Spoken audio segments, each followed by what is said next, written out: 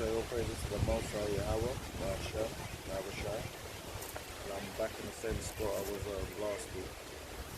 Now, I made a few notes because I don't really know the scriptures like that. And right now, there's a whole bunch of people about, they've lifted up the corona, they've lifted the ban, so everybody's out partying now. When I was out on Friday, there was a whole bunch of people who were like going to the clubs and stuff like that. So, these people quickly forgotten the fact that they were on lockdown. And I just wanted to bring out before I even begin, I like to say all praise to the Most High Yahweh by Hashem Yahushai. Shalom to the hopeful elect. Double honors to the elders of GMS who rule well. And I was talking to somebody yesterday in regards of ignorance and being malicious. And we had a discussion regarding that, and I was of the mind that being malicious is as bad as being ignorant, because at the end of the day, it's all the same, If you kill somebody accidentally and you kill somebody on purpose, at the end of the day, somebody's dead. But the Most High differentiates between being ignorant, and being malicious, because once you know the law and you turn back, we all know that the Lord puts several demons on you. When they come back to a room that's clean, they make it several times more dirty. So there is a difference between being ignorant of the law and knowing the law and sinning. But we all know that, in Numbers 15:29, there's a law that is the same for a stranger, somebody did wrong sins.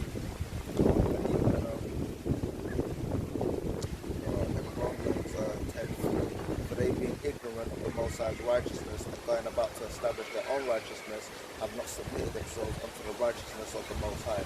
At the end of the day, it doesn't matter whether or not you're ignorant, by not knowing, or you're purposely doing something, or you're purposely malicious. At the end of the day, the Most High is going to fry everybody, regardless of where you stand on the matter. He didn't differentiate between people who didn't know any better and people who did when he flooded the whole earth. So it doesn't really matter whether or not you're ignorant of the law or not. At the end of the day, it's worse for you to know and to turn back, but you still reach the same end. Now, I'm just going to cut through a few scriptures here because, I haven't really brought out a lesson. A prudent man foreseeth the evil. This is Proverbs 22:3. A prudent man foreseeth the evil and hideth himself, but the simple pass on and are punished. Now, anyone who knows what's going on right now, you're prudent to understand what's going on in the world. You see all these prophecies coming to pass. You see the economy collapsing, and so you're making yourself as clean as possible so that the wrath of the Most High passes over you. But the simple, they don't bear that in mind. They don't have any understanding of judgment, so they carry on doing whatever they're doing. And as a result, they're gonna be punished for it. Because we all know that wisdom shall be the stability of our time. And when all of this stuff was going on, you could see people panicking. People weren't even able to maintain stability in their own lives. You had suicide rates going skyrocketing. People were murdering, killing, abusing their spouses and children because they didn't have any wisdom. To them that was the end of it. And once they've lifted this lockdown, it's kind of lulled these people back to sleep. So they feel like they can do whatever they were doing before and they can reenact their plans. But we all know that's not going to happen because the economy is in a situation where it's not going to bounce back the way they thought it was going to bounce back. And we all know for something to begin, something must end. And they don't realize that this world is at an end. And even before this world ends and the new kingdom comes in, they're going to end their current system. And that's going to create a whole bunch of problems in these people's lives. But they're simple, so they don't pay any heed. In Proverbs 22:8, he that soweth iniquity shall reap vanity, and the rod of his anger shall fail. He that hath a bountiful eye shall be blessed, for he giveth of his bread to the poor. Now, everybody who's going out on the highways and byways doing your little lessons, making sure of your election, you're giving of the people what you have, know, so the Most High is going to reward that. All these other people have no understanding, and they don't care about what's going on in the world. And because of that, because they're so selfish and only think about themselves, they don't think about how their actions affect the next person, and they don't uh, understand righteousness or judgment. They're gonna, as a consequence, reap what they sow. Because we all know you reap what they sow. I mean, what you sow. You know, we talk about the law of karma and stuff like that, but karma doesn't exist. At the end of the day, it's the Lord on the left and the right who bestows judgment and mercy. You know, but these people don't have an understanding of that. I'm gonna go to Romans because I was going through that earlier today. You know, I'm in Romans 8, 31. Romans 8:31. What shall we then say to these things? If the Most High be for us, who can be against us?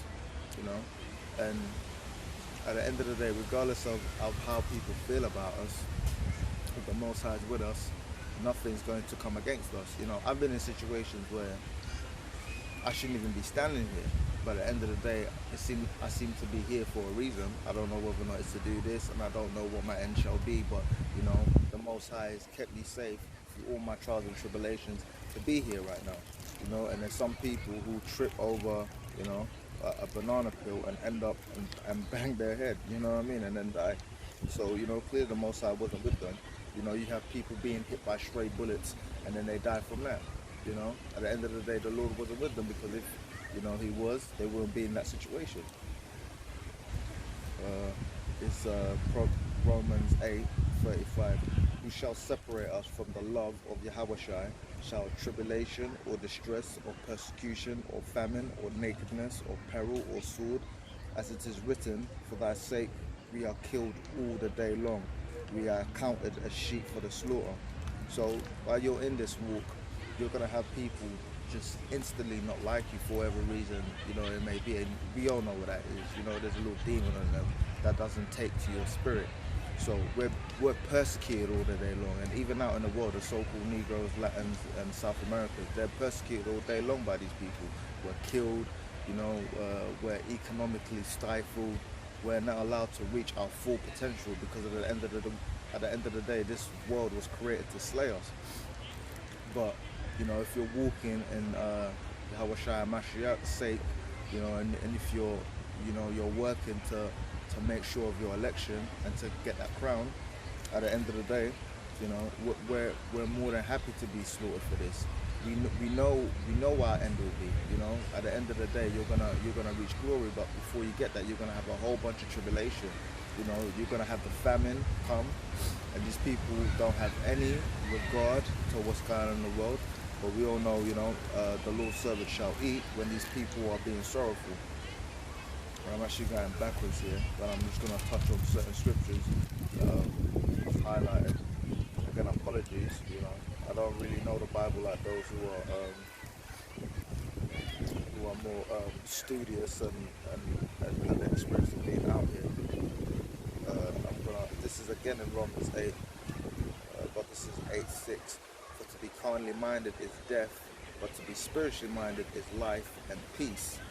You know, so again, I'm going to use the coronavirus as an example. You know, these people are carnally minded, so when they weren't able to pay their mortgages and pay their car notes and all that kind of stuff, you know, they basically couldn't take it. They started panicking, killing themselves. But everybody who had, you know, who had a mind towards the Most High and who was staying spiritual during those times, you know, you were pretty stable during those times. You were just watching people fall out while you remain stable. And as it carries on, it's going to get worse and worse and worse. And you're going to see the true people come out. Because right now, you know, people are still, there's still a semblance of people being considerate towards each other, you know. You have your neighbor knock, say you need anything, but when things really going to get bad, people are going to be eating their own children, you know. People are not going to be caring about their neighbors. People are going to be breaking into their neighbors' homes and doing all kind of malicious activities and behaviors, because they're not going to have the stability to believe in the Most High, you know, and seek His mercies. They're going to believe in their own power, and they're going to seek their own understanding, and they're going to act out on that, and it's not going to end well for them.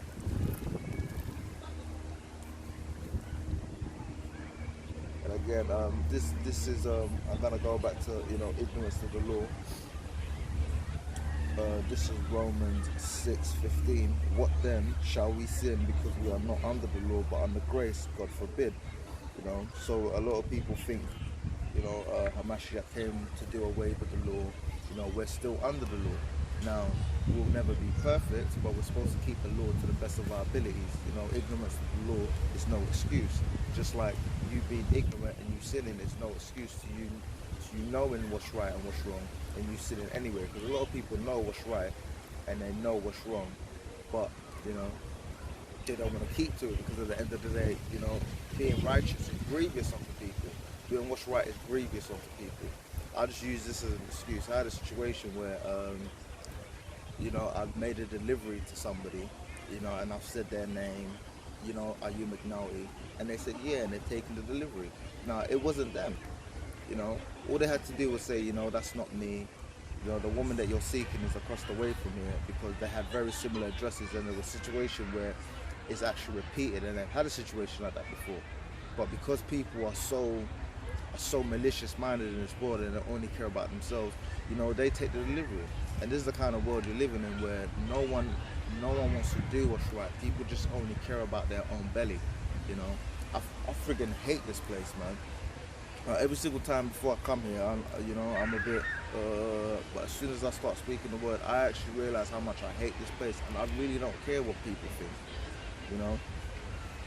And this is Acts 28. I'm going to start 26, saying, go unto this people and say, hearing ye shall hear and shall not understand, and ye shall see and not perceive, for the heart of this people is waxed gross, and their eyes are dull, and their ears are dull of hearing, and their eyes have they closed, lest they should see with their eyes, and hear with their ears, and understand with their heart, and should be converted, and I should heal them. So people will hear the word going out, but they have no interest in hearing the Most High's word, because it's actually grievous on them. It actually hurts their spirit. So at certain times I'll be sitting there, I'll be playing videos, I'll be playing the Bible, and it just bugs people out. It just irritates their spirit, because it's not in them to perceive what's good and what's bad, and they feel like there's gonna be,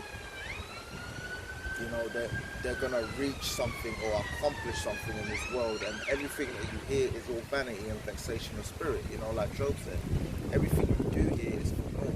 You don't really have anything. The only thing we really have is this word, and then we're hoping for salvation through, Hamashiach, to the Most High.